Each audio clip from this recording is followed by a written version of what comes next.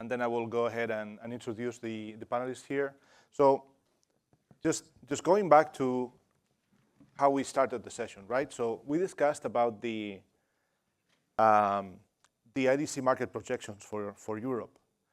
We saw the great impact that the European AI Factories initiative is going to have in the market for OCP at the same time, right? But I think that when we started, we started voicing the concern of, okay, but how many racks are we selling? How OCP is actually selling in Europe? I think that one of the main key challenges to enable that is discussing about supply chain and let's say overcoming the challenges that we have to put together a good supply chain so OCP can be sold and can be supported in the region. So this is why we decided to count here with, of course, with Joseph. You know Joseph from the previous session, coming from CircleSI, Chief Marketing Officer. I will go in order, so you will be kind of on the other hand. I want to welcome as well Christoph Streit, Chief Executive Officer from ScaleUp Technologies, Jelle Slenters from RackRenew, and Ivan Mudryy from CircleB. So the way I put together this panel is actually very simple. Of course, this is actually the introduction, but I want to discuss about supply chain resilience. I want to discuss about scalability and market dynamics. I want to discuss about sovereignty and services. And I want to discuss about circularity and sustainability. By the end of the session, by the end of the panel, I will work with the panelists here and do some cross questions so we can, let's say, provoke different discussions going around, right? We have plenty of time here, so I'm gonna kick it off. And of course, by the end, I will welcome your feedback, and the mic will be open for you guys. So starting with supply chain resilience, there's something that I want to bring here to the table, right? So, and I mostly want to start with you, Joseph. So when we are discussing about, let's say, how the nature of the OCP supply chain in France, right? So when we need to navigate putting together products that are not 100% European in the sense of the supply chain. I want to hear your opinion, how we can navigate this, let's say, this duality between enabling sovereign solutions, but at the same time having to count with external, let's say, supply chain components. So right now in Europe, we again it might not be OCP certified system, but there are a lot of OCP inspired or close to or taking advantage of what the community is bringing on in order to develop their own solution. In France, we have Legrand, which has a booth upstairs, which is quite famous. They're, yeah. So they're, if you have not seen it, but for example, the bus bar connection at the data center level is definitely from taking off from the ORV 1, 2, 3 from the community. And so even if it's not recognized yet, wink, wink, but it's definitely technology which is taking off about the community. So it might not be seen in the numbers, but it's there. And sometimes, and because all the industry is very, I would say, traditional, not like speaking out loud about what they've done, it might not be seen, but it's definitely there. For the supply, the open community provides a way for us to say, well, it's not like a vendor locking everything. So it's 27 countries, and everyone has to work with each other. So of course we. Especially when we see, like, for example, recently the new Airbus, or for example, the new military aircraft, which is led by France, Germany, and Spain. There is going to be tension between the different countries, like trying to bring the cover over each of them. And so in those moments, having a community where everybody can have access to everything is a way to counter that action. and to provide like sovereignty by being open, a bit like the open source community for software. But challenge in manufacturing wise is still there. You're right. It's still very APAC depending today, but we're seeing more and more traction from local manufacturers, such as yourself, for example, to push forward and to be able to take advantage like the DSCSCM module, all this to make it internally in Europe, and to move forward into deployment. Right now, the biggest problem is definitely PSU, power shelf, like we mentioned it before, is definitely one of the biggest issue that we're facing right now. So I want to bring a follow-up question to you. I want to discuss with you, and maybe this is kind of the elephant in the room, if you think about it. With all of the currently geopolitical developments happening in the world right now, of course, I'm going to discuss about how, or I want you to discuss about how all of that is actually affecting supply chain in Europe, right? When we understand that we need to potentially import goods from other countries, right? Or we need to do integration coming from components from other countries. Have you experienced any challenges coming from CircleSI in that aspect? And how you are actually overcoming those? So today, supply-wise, actually, the tension is not good for everyone, but for business, for us, it's actually a good thing, because we never had any, we never more project incoming in Europe than today, especially because of that. You have those kind of local production plan. Today in Europe we have two. We have one in Britain, in Manchester, and the other one in Strasbourg, and we are at full capacity right now, thanks to the fact that producing locally is or integrating locally is definitely taking off. Same thing here in America. The idea is to provide that sovereignty by integration and production. Right now, again, for us, apart from the chip, but you can always go to ARM or even RISC-V architecture, which are still in development as well with the Euro HPC community. All the power management and controller is I think right now the biggest challenge. Perfect. I want to close with two questions, right, and move forward to Ivan afterwards. Do you believe that there's, I mean, facing those challenges, right, and understanding the current, let's say, picture, do you think it would make sense to enable, or what part of the OCP ecosystem or components would make sense to be produced locally in France?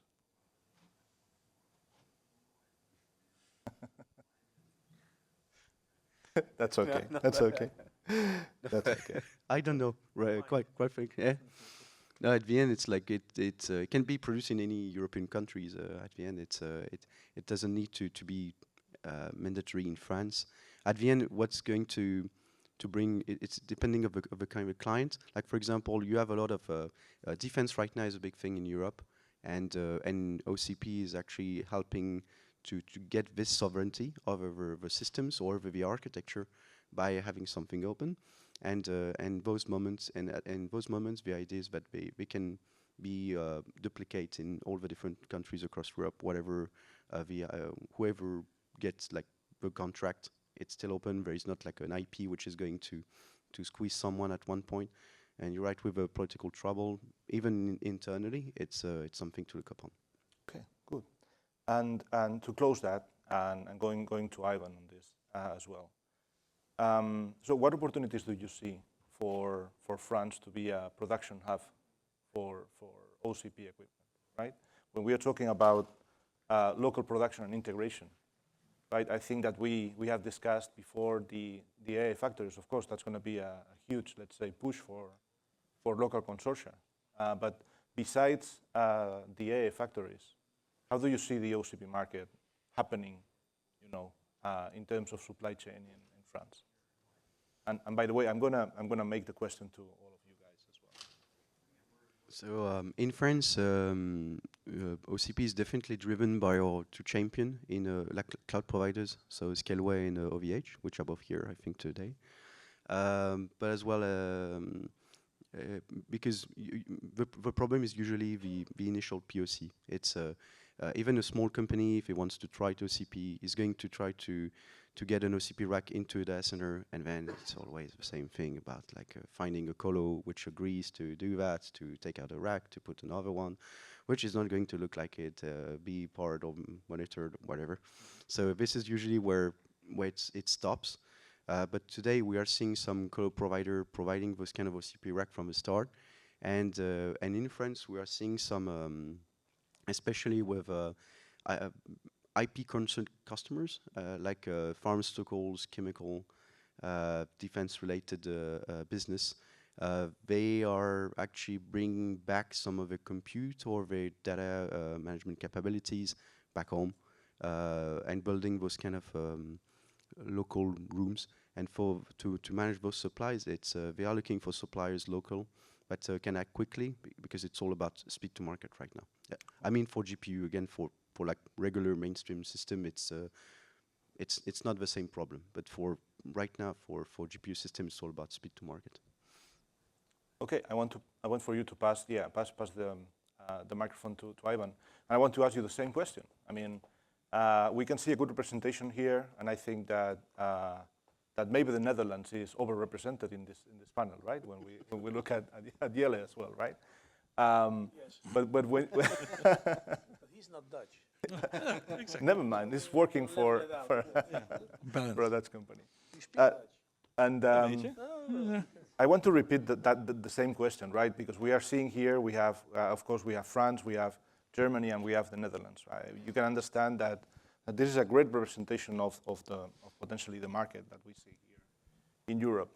And again, I mean, I want to ask you exactly the same question. How do you see the Netherlands? How do you see the OCP market demand coming from CircleB? How you are trying to solve the challenges in supply chain? Well, the supply chain and from CircleB, so Netherlands is a very mature market from some cloud service providers. If you look back 10, 15 years, whenever there is an, say, American or Asian company saying, oh, we have presence in Europe, most of the time it was, yeah, we have presence in Amsterdam. Because it's as a gateway to Europe, because of all the logistical capabilities and knowledge, the integration, the speed, everything is there. From CircleB perspective, because relying on this logistics expertise about the customization, adaptability, that's how CircleB can actually help companies to adapt, building specifically for the needs, and rather than using one size fits all, and then trying to squeeze and make sure that the solution works for the customer, not other way around. Okay, thank you. Christoph. So you're skipping? No, he's going to go in the end. You're skipping Jelle? No? Okay. Used to that. You're used to that, okay. So the German perspective, well, I guess looking at the German market or the German-speaking countries, at least, I think overall demand for OCP is like, it's even hard to see it. It's almost not there. Nevertheless, the more at least we are talking about it, there is certainly upcoming interest, and currently, at least we don't see any challenges in the supply chain. So, and I mentioned it before here when the question was raised. I think it's easy nowadays to get OCP racks or V3 racks. At the same time, we do not see any challenges in getting PowerShells. We established connections to some of the ODMs in order to import servers. I mean, that's of course still more difficult than going to your usual OEM to buy a machine. But overall, I think we are getting there. And from a German perspective, I mean, we like data privacy, right? We like regulations and all those kinds of things. And we also try to be very sovereign in whatever that we are trying to do. And as you mentioned before, the whole concept of OCP really plays into this picture and becoming more sovereign. While at the same time, I do not really see that we will mass produce servers in Germany or in Europe in the near future. And I don't think that's really necessary. I think we can still rely on factories outside of Europe for a lot of the components. But the overall fact that the technology becomes more open and that we can pick and choose vendors, suppliers, I think that's really helping a lot with the overall goal of becoming more sovereign and independent, and also having better resilience. Please, Jelle. In terms of the Netherlands, In terms of how do you see the Netherlands, how do you see potentially the US as well? Because we are aware that there's this connection, right, with it. yeah, I represent RecRenew, and we're a bit of a weird duck in this, in the sense that we bring remanufactured hardware to the market, which means it's already produced, which comes with different supply chain constraints. RecRenew has a global proposition. That means that we have remanufacturing sites in the US, which, in all fairness, if you look at the installed base of the OCP, where we rely on, it's the hyperscalers, and the majority is in the States. I think that's a fair assumption. We see some installed base in Europe and a little bit in Asia. So we tap into that. I see it as an opportunity to bring remanufactured hardware to Europe, not so much under the OCP umbrella, but very much under a business umbrella, in the sense that ScaleUp and RecRenew, we just sent a trial rec where we should we should go into the market finding use cases. I think that's very important for Europe, where we create collective demand. We can tap into the data sovereignty, private cloud. I think we have software at or hardware at our availability that is of absolute good use if we can bring it to industries that benefit from low carbon compute at a very affordable rate. Related to supply chain constraints, it is something we deal with. It is. It's a necessity, but and future-wise, I think yes, we have a little bit of printed circuit board manufacturers in the Netherlands, like New Ways, etc. But they produce boards in very sophisticated industries. So they produce the boards for the ASML machines. So it's really on a niche, but not close to the mass that's produced in Taiwan and South Korea. Okay, good. I mean, you touched all of the points that I wanted to ask you. I mean, in terms of local production and so on. So thank you so much for that. I want to delve more into, I think it's important and it's interesting to delve about circularity, because I think that that's something that can enable, let's say, or can fix supply chain challenges where we are actually working not only from the supply chain perspective, but from the sustainability at the same time, right? So I wanted to follow up. If you're feeling any challenges on, or if you see any, I'm going to say, skepticism coming from the industry to use refurbished equipment or to use circularity-based solutions, is that something that you see as a challenge? Well, I see it as our ownership to convince the industry to think differently. I think it's for us to convince potential users. Like, it's very normal to buy a second-hand car that is 2 years old and has 80,000 miles on the clock. I think we should bring the same level of confidence to the industry, and I see that as our responsibility. In order to do that, partnerships are important, like with CircleB, with ScaleUp, that have further client integration than that RecRenew has. I think we tap into the software industry, like Redfish and all these important tools that are seamless, because it's the same as if you would buy new. So the whole layer on top is not so different from the hardware stack. experience centers is something that really helps. People can touch it. They can go to, in Nuremberg at ScaleUp, they can touch it, they can feel it, they can play with it. But it's very much our obligation to the industry, and that's also the pledge that RecRenew does, to bring remanufactured hardware to the industry that is really remanufactured.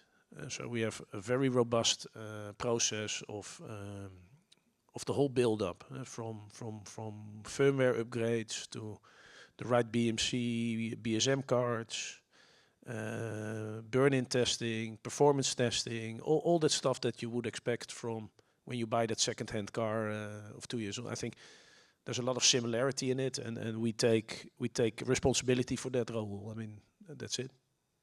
That's amazing. That's great. So I'm going to start now. I want to start with a bit of cross questioning in that sense, right? That sounds awful, by the way. Sounds awful. Sorry.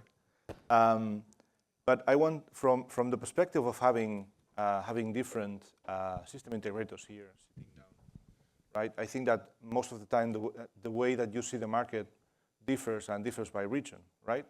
And you are following up different approaches. So I want to better understand what are not only the differences, but at the same time the commonalities when we are discussing about the way ScaleUp approaches the market using or building OCP solutions, the way CircleSI does that, and the way CircleB does that. So this is kind of an open question. We can go one by one, but maybe I can start with you, Ivan, and take it up with Joseph. Okay. So the question being? The end question being, what makes you unique in your market? How you are approaching the let's say the business perspective coming from enabling OCP solutions. So I think as you said clearly here, like each of the system integrators has its own unique approach, position, how they bring to market. I think from CircleB perspective, it's a hybrid approach. So there is OCP was the first European solution provider shortly after Meta or Facebook formerly introduced the standard, and it has a lot of knowledge, engineering knowledge inside the OCP community. So community driven. As time evolved, CircleB. The approach here is balancing between just-in-time delivery, because sometimes the customers, they really need it according on the schedule, and then or those are looking ahead, what's trending. And the leverage here from us is that CircleB is part of Taurus Group, so we have access to, effectively we have our own IT component distributor. So the benefit here from our perspective, we see what is happening in the market on a distribution level, where we speak directly with the manufacturers, being that RAM, CPU, storage solutions. We see when it's a good time, what would make sense from the customer. Would the customer need to buy certain stock now, or actually wait because we know the price is going to go down? So we offer this as a value-added consultancies, being that trusted partner. And so when we do this things, the customer, that brings the value, because we know how to balance the things out. Okay, Joseph. So to CircleSI with our CEO, and I think where we are located. So we're based in Strasbourg, which is on the Rhine Valley, just between France and Germany. We are quite used to see poor rates in France, very low, and living with people across the river, which are paying a very high price. So in to CircleSI staff and in Alain, our CEO's mind, it has always been about power management. And so from day one, so of course in Europe, there's a lot of different countries and different markets. And building custom system has been, I think, the only like very similar thing for each of us, is to be able to supply from somewhere else, can be refurbished, can be new, and we adapt to each of the different clients' needs. So that's still in place. But what makes us unique is that we do focus on how we're going to decrease the energy consumption out of the whole solution we're delivering. That's the mantra that we're having. So it might be from power conversion system, electronic, that we're manufacturing, that we actually contributed to the OCP community a while ago. It can be using different cooling solutions, so immersion, direct-to-chip, those kind of system. And it can be also from how we deliver the power to the whole infrastructure. And right now, we did that at the server level when we started to join the community, almost a decade ago. And then we moved to the cooling part at the rack level with your V1, 2, and now 3. And right now, our next move is actually to moving towards the data center. And again, the AI factory part is part of that building, is sort of seeing the data center not as a data center anymore, but as a sole computer, either if it's single tenant or multi-tenant. But you still need to see that kind of energy efficiency at scale. So it used to be with servers, and now we see it at the entire building itself. So our value is really that every time you have a power constraint, either because you are in countries in Europe with a power rate which is very excessive, or either because you are using a power source which is quite challenging locally, this is definitely where we shine. And in Europe, this constraint of high power rate is also the similar things here. Is that it's actually what drove our way into OCP and in different solutions, saying about like that, and our pitch, like that's a way to decrease your OPEXs on the power. So yeah. Great. So I'm going to apologize, Jelle. I'm going to skip you again, but you will start on the next one. No worries. But I want to hear about Christoph Yeah. now, and we will lead about something, because now we are discussing what makes you guys unique. But then the next question is going to be something that will define how we are going to try to approach the supply chain challenge. Yeah, so what makes us unique, or maybe a little bit different, that we didn't start out as a system integrator selling these solutions, but rather we started using them ourselves. And the main reason was actually the energy efficiency and the fact that by taking an OCP server compared to a traditional, I call it legacy server, we would easily save 20-25% energy just by replacing them. And as you just mentioned, power prices in Germany are a bit higher than most other European countries. They are not as bad as people say, but nevertheless, saving 20-25% of your power bill each and every month was an easy way to get started. Now, as we shifted in trying to also market these solutions to other interested parties, we do see that the pure energy efficiency is not the biggest selling point of the solution. We rather see more focus both on the sustainability side, where energy efficiency plays in. So it's more important to save than to save the money, right? Save power instead of saving money, and at the same time, with the overall with the geopolitical situation, to put it that way, we do see that the fact to build more resiliency, to become more sovereign, plays an even more important part nowadays. So that's the overall picture that we see, and where we think that OCP is a good way to approach these things. So you're going to start with that, Jelle, and think that the follow-up question, and it's the question that I guess makes most sense, right?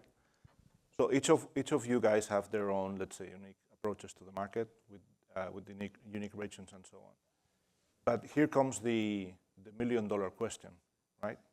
So how we can come together, how we can leverage let's say, the ecosystem of different vendors and actors in the European Union what we need to do to enable the supply chain in Europe coming together. What do you see the opportunities happening there?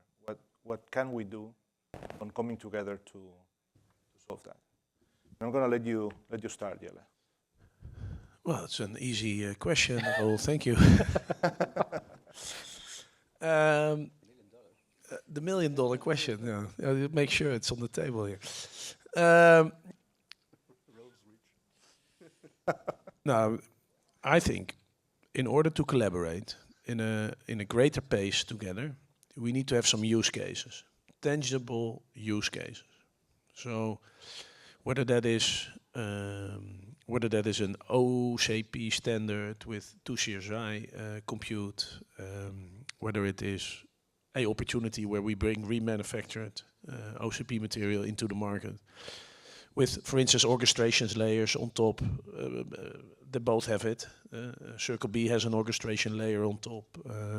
ScaleUp has an orchestration layer on top. There are some other alternatives. There are some open source alternatives. So, but at the end, we need use cases. Those use cases convert into business models. That means that those business models work. And when that's happening, you will see is that more parties to entry, and then we can get the collaboration that you kind of see here on the hyperscale at scale. I think it's yesterday I was corrected. I said we bring remanufactured gear to say the tier 2 market. That sounds very negative. You don't want to be called the tier 2 market. So let's call it the next wave generation of compute. But that's what I see. That's where I see the largest acceleration. Yeah. Use cases.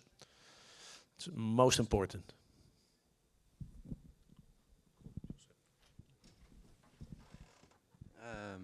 I think organizing that kind of event is important. Please stop moving the place. Okay. Dublin was good. Let's say in Dublin. Okay. No, but no kidding. The fact that the high presence of hyperscalers locally in Dublin was a good way to get not only each of us, but we see each other a lot already. It's fine. But when there is that kind of OCP moment, it would be nice to have use cases or users that can bring new players or interested parties to get in, because it's not like something. It's not the story I will tell. It's not Ivan or the other stories that we will tell. It's users. So, for example, cloud providers. So ScaleUp is here, for example, having cloud operators themselves pitching the story, but using it, not like buying it, but really using it and showing the different data about this is how we save, this is how much money we save, this is how that much power we saved, this is the amount of carbon credit we got, this is the amount of money that we've got out of those carbon credits as well. So it's like showing, you're right, like business perspective and the profit that we can make by changing from the legacy, I love it, legacy vanilla product from another era to move on. But Raoul, take the Leopard server, right? How old is it now? It's old, right? In technology space, if you take the Leopard base. But it's still available in the hosting businesses. The only thing is you don't order a Leopard. You order X amount of threads or kernels, however you call it. You can still the same spec you can get at AWS. So there are use cases to be made of with each other. The only thing is we need to create a demand, and that demand converts into business, and that business will be reinvested. I think that's. So it doesn't. Everything has to be the latest and greatest, I think. I mean, I have two guys saying it's all about business cases, and yeah, I can confirm. It is about business, how we can make together, because one of the predominant things what you hear about OCP and why people not accepting. The moment they hear OCP, it's only for hyperscalers. They always think the top 3, top 5, maybe some European counterparts, but they say, oh, these guys are huge. I can only derive the benefits from OCP only if I do, data center level. I'm not even talking room or rack or row level. And then the assistance, what we would need to help each other, and also from OCP community, is actually saying, no, it's not true. You can already have those benefits from starting from one rack. And actually to show the numbers. So we did some synthetic benchmarks, for example, comparing like for like, what's the difference between traditional OCP, right? And then from cloud service provider space, as Jelle mentioned, generally cloud service provider, the business for them starts only after 5 years, after they've fully depreciated the equipment.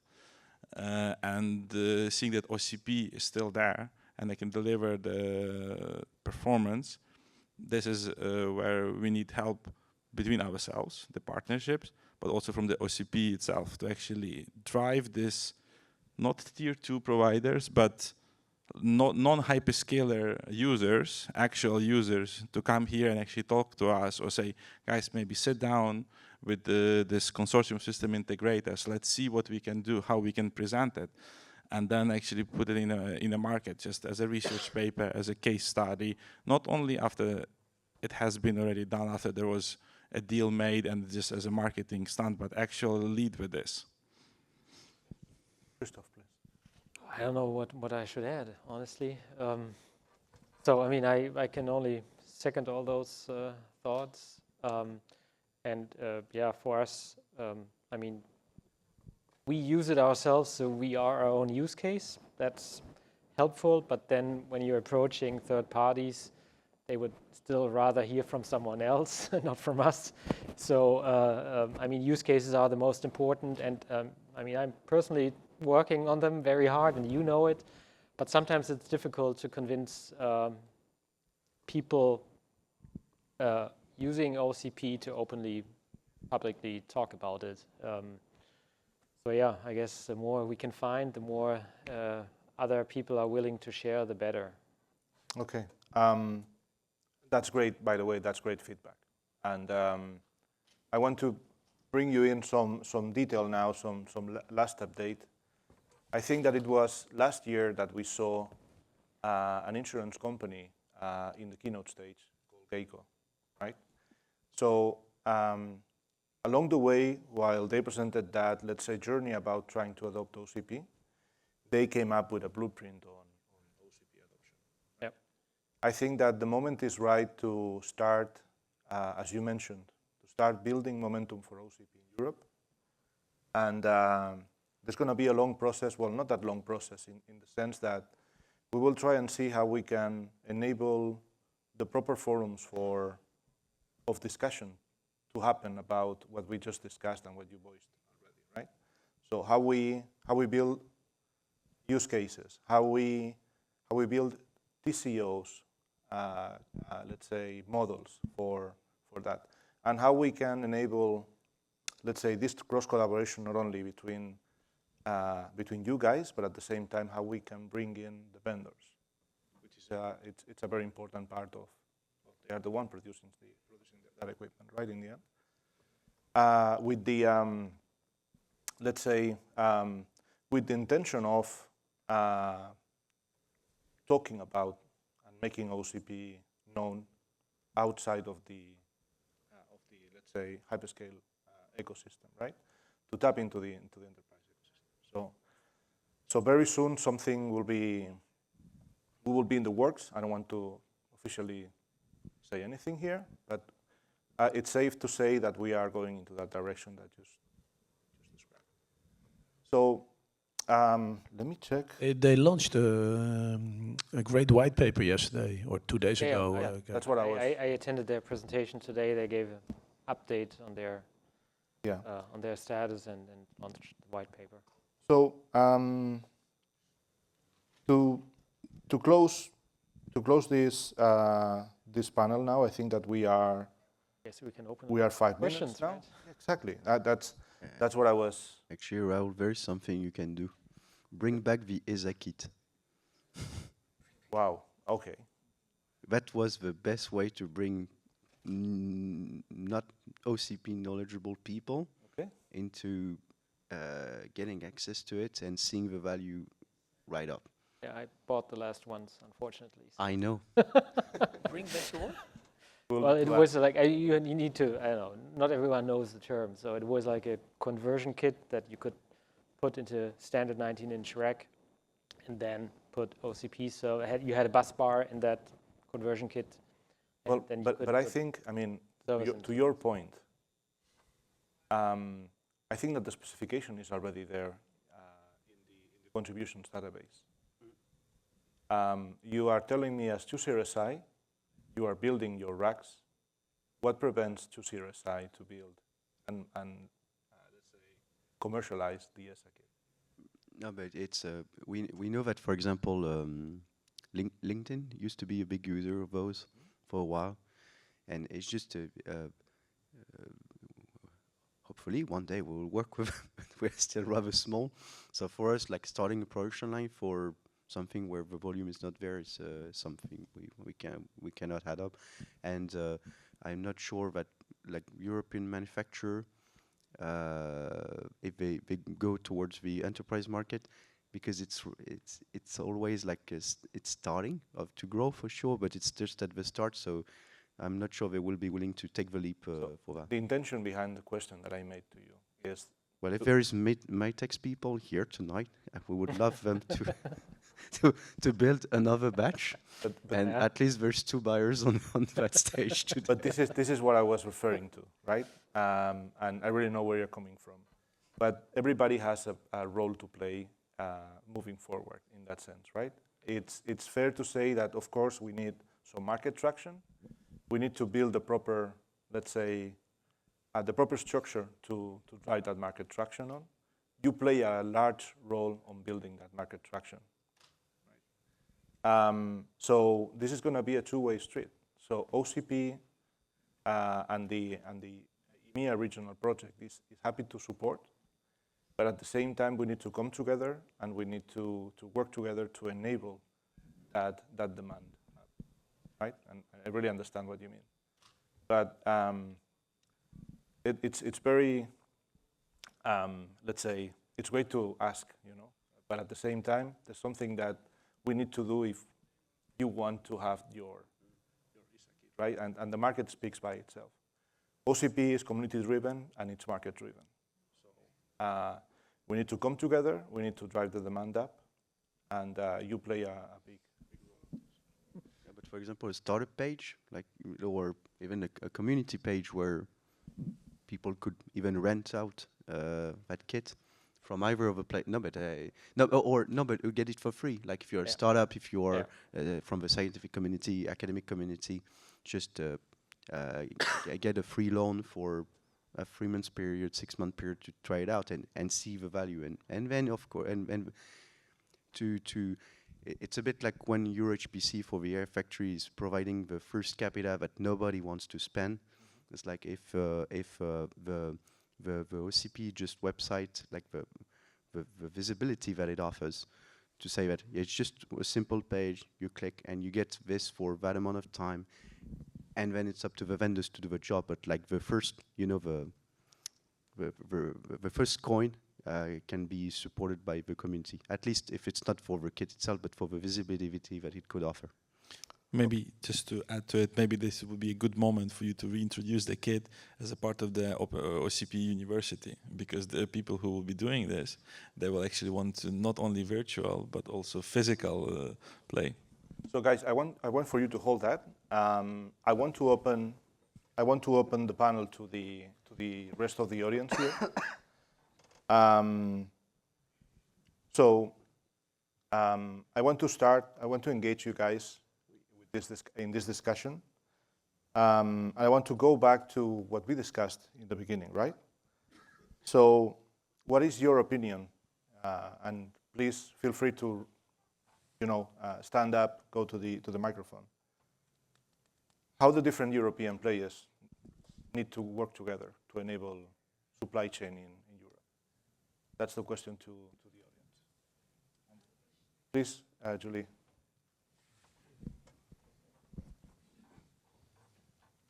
Nice, huh?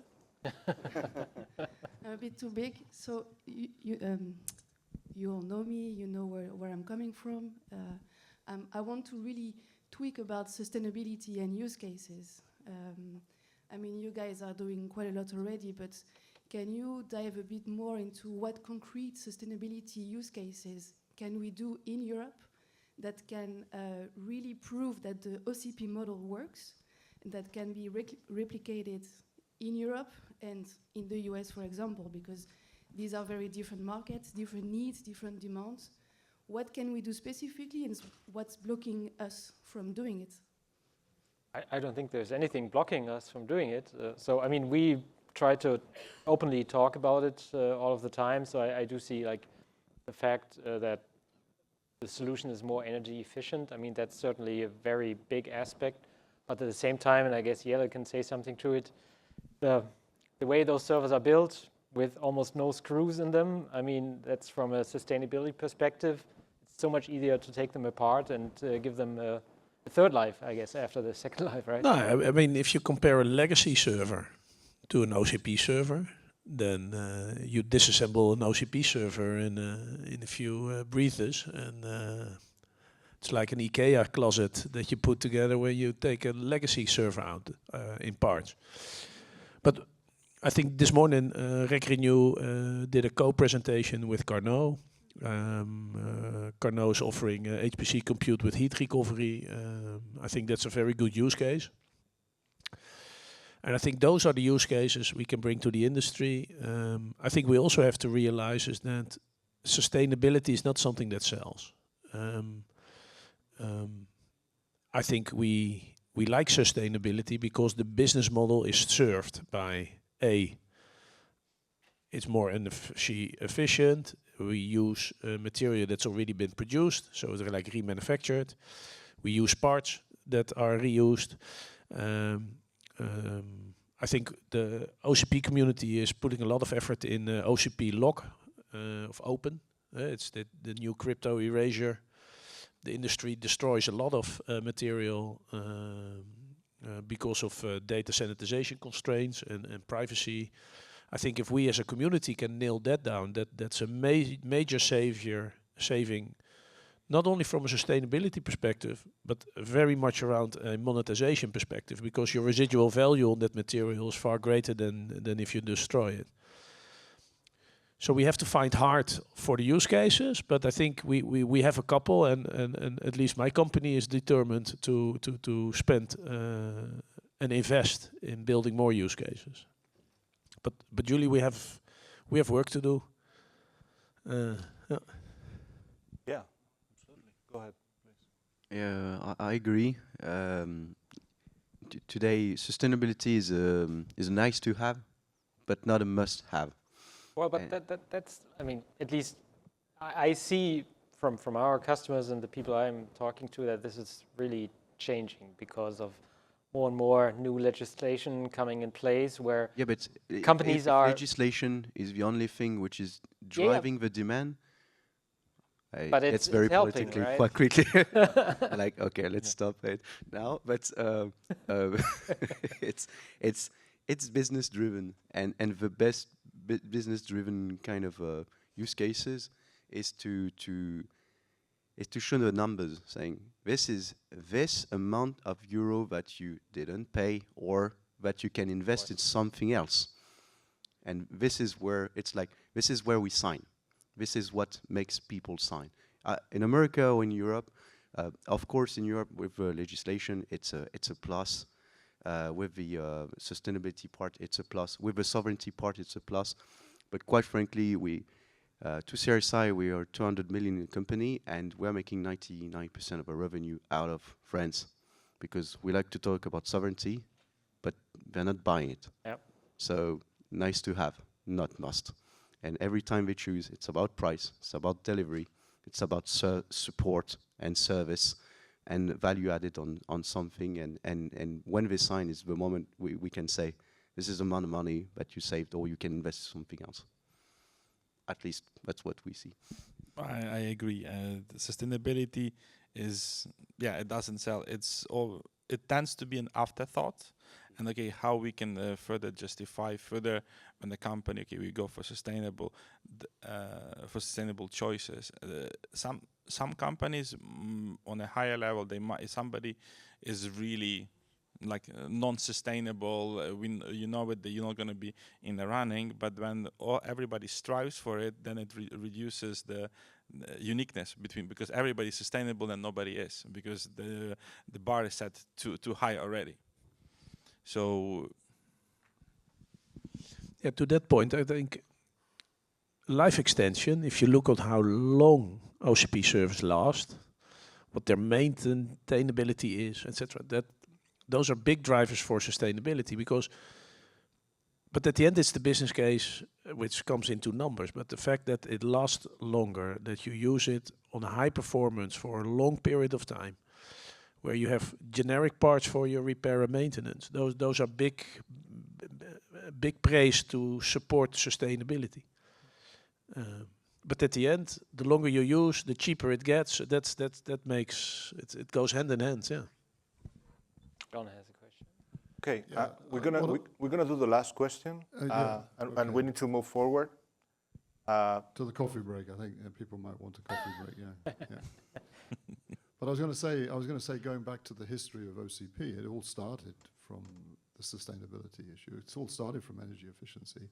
It all started from the Greenpeace paper, How Dirty Is Your Data, from 2011, I think it was. So why are we dropping that mantle? You know, if that's what you're saying now. Because in Europe, you know, we know that there is a taxonomy, isn't there? That you can't greenwashing has got to stop. This greenwashing has to stop, otherwise we're in a lot of trouble. So I think we still need to push hard on that. I don't know, and you know, it's always the biggest issue is because it makes Europe unattractive. You know, when Brexit happened, the UK became and the Energy Efficiency Directive was out, and the UK could diverge from that and become an attractive place to build data centers, even though they're constrained by power, but as everybody is. But so maybe we should go back to that beginning. Think about it. At least on our side, we're not saying we want to move away from sustainability. It's that we need to make it. We need to add, rather than just talking, okay, we are sustainable. Okay, this is a sustainable thing. There needs to be math behind in terms of the use case. Okay, this is really some numbers, some data. That's the proven point. At the end, it's so. For example, when Rise is issuing a tender, like if on the three first topic, I will say the bidder which will win will be the guy with like that percentage of energy savings, or that percentage of sustainability, that percentage of local produced gear or refurbished gear, or like a product life cycle management, etc., etc. We will be happy to see that happening. And we are not dropping the ball. Huh? We all hope that it will continue and pursue. It's just personally, I don't think legislation is a way to do that, because it's even worse after that. It's bringing even more constraint than benefits. But yeah, the only way would be that on the client section, it's written on paper that will make the difference, well, and not just a price delivery and support. But I would say that sometimes legislation helps drive it. So I do see it with the Energy Efficiency Act in yeah, I know, but I do see it with the Energy Efficiency Act in Germany, where all data centers were obliged to lower their PUEs. Before that, no one really took any care about it. We've been paying high PUEs in the data centers.